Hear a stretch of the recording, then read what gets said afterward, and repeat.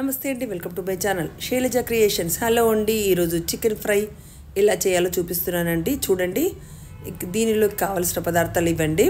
Chicken ఒక half KG chicken తీసుకొని ఇలా చిన్న చిన్న ముక్కలుగా కోసి శుభ్రంగా కడిగి పెట్టుకున్నానండి. ఆ తర్వాత ఇందులో కావాల్సిన ఇంగ్రీడియంట్స్ అన్నీ కూడా వేసానండి. పసుపు, తర్వాత అల్లం వెల్లుల్లి పేస్ట్, పసుపు కొద్దిగా వేసాను, ఒక 1 టీ స్పూన్ పసుపు వేసాను. ఆ తర్వాత అల్లం వెల్లుల్లి పేస్ట్ కూడా వేసాను, 2 టేబుల్ స్పూన్ల అల్లం వెల్లుల్లి పేస్ట్ వేసాను. ఆ తర్వాత పచ్చి ధనియాల పొడి 1 టేబుల్ స్పూన్, తర్వాత కారం 3 టేబుల్ స్పూన్ల కారం వేసానండి. మీకు కొద్దిగా ఎక్కువ కావాలి అంటే ఇంకా కొద్దిగా కూడా యాడ్ చేసుకోవచ్చు. తర్వాత ఈ ఇంగ్రీడియంట్స్ అన్నీ కూడా చికెన్కు పట్టేలా మ్యాగ్నేట్ చేశాను. ఇదంతా కూడా ఈ ప్రాసెస్ ఒక హాఫ్ అన్ అవర్ చేశానండి. హాఫ్ అన్ అవర్ చేసి ఇలా పూర్తిగా చికెన్ ముక్కకి ఉప్పు కారం పట్టేటట్టుగా ఇలా మ్యాగ్నేట్ చేసి పక్కకు పెట్టుకున్నాను. ఈలోపు టీవీ దగ్గర కూర్చొని అలా ఇలా సీరియల్ చూస్తూ ఉన్నానండి. ఆ తర్వాత హాట్స్టార్ ఉందండి, అందులో చూస్తూ ఉన్నాను సీరియల్. ఇంత ప్రొద్దున్నే వస్తాయి అనుకోకండి. ఆ తర్వాత స్టవ్ మీద కడాయి పెట్టి అది వేడెక్కాక ఆయిల్ వేసుకున్నాను. ఆయిల్ వచ్చేసి 4 టేబుల్ స్పూన్ల ఆయిల్ వేసుకున్నానండి.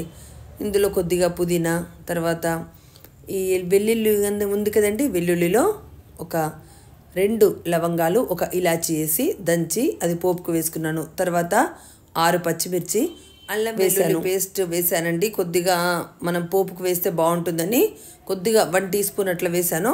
దీన్ని సన్నటి మంట మీద ఇలా వేయించానండి. దూరగా వేయిస్తేనే బాగుంటుంది. ఆ తర్వాత 3 ఆనియన్లు ఇలా కట్ చేసుకొని వేసాను. సన్నగా కట్ చేస్తేనే బాగుంటుంది. సన్నగా తురిమిన ఉల్లిపాయలు అయితేనే తొందరగా గ్రేవీ చిక్కగా వస్తుంది, బాగుంటుంది. ఈ విధంగా వేసి ఇందులో కొద్దిగా సాల్ట్, పసుపు కూడా వేసాను. ఎందుకంటే పసుపు ఏమో పోపుకు వేసాను, సాల్ట్ వచ్చేసి కొద్దిగా వేస్తే మగ్గుతుందండి, వేసాను. ఉప్పు తగినంత అందులో వేసుకోవచ్చు, ఇందులో ఎంత తగితే అంత వేసుకోవచ్చండి. ఇది మనం తినే టేస్ట్ని బట్టి ఉప్పు ఉంటుంది, మీకు తెలుసు కదా. దాదాపుగా అయితే 2 టీ స్పూన్ల ఉప్పు పడిపోతుంది, ఎందుకంటే కొద్దిగా కారంలో కూడా ఉంటుంది కదండి, అందుకని. చూడండి, ఇలా కొద్దిగా మగ్గనిచ్చిన తర్వాత చికెన్ వేయాలి. ఇది ఎర్రగా మగ్గిపోయాయి, ఎర్రగా వేగలేదు, ఎర్రగా మగ్గాయి అంతే. సన్నని సెగ మీద పెట్టడం వల్ల అలా అయ్యింది. ఈ విధంగా చికెన్ కూడా ఇందులో వేసి కలిపేశానండి. కలుపుతుంటే నేను నోరూరుతుంది. మీకు కూడా బాగా నోరూరుతుంది కదా, నాకు తెలుసు. మీకు అందరికీ కూడా నేను చేసే వంటలంటే మీకు అందరికీ నచ్చే ఉంటాయి. చూడండి, ఇలా వేసాను. ఆ తర్వాత ఒక్క చుక్క కూడా నీళ్ళు పోయేదండి. నీళ్ళు పోస్తే మట్టుకు చికెన్ ఫ్రై అస్సలు బాగుండదు. ఇలా పెట్టుకుంటూ తీసుకుంటూ పెట్టాలి. ఆ తర్వాత నీళ్ళ మూతను మాత్రం ఈ విధంగా పెట్టానండి. నీళ్ళ మూతను ఎందుకు పెట్టానంటే చూడండి ఎన్ని నీళ్ళు ఊరాయి. అప్పుడేమో పూర్తిగా వేగాయి, ఇప్పుడేమో మగ్గింది.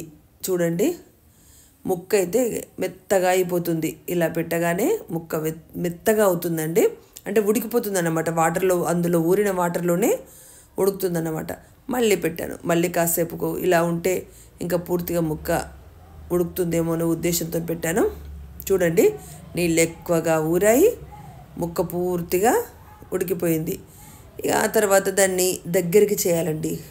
ఈ ముక్క ఉడికిపోయింది, ముక్కకు ఉప్పు కారం అన్నీ చక్కగా పట్టాయి. దీన్ని ఫ్రై చేయాలి.